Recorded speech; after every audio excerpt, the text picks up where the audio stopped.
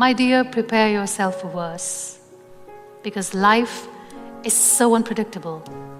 Just be prepared. One of my philosophies in life is that there are 3 steps in order to repent your life. First of all is to change your personal story, then your daily rituals, and then the people you surround yourself. Yes. I believe so much in this. So tell me how important is to surround yourself with the right people. Time is a beautiful teacher. It filters out the extras from your life, including people.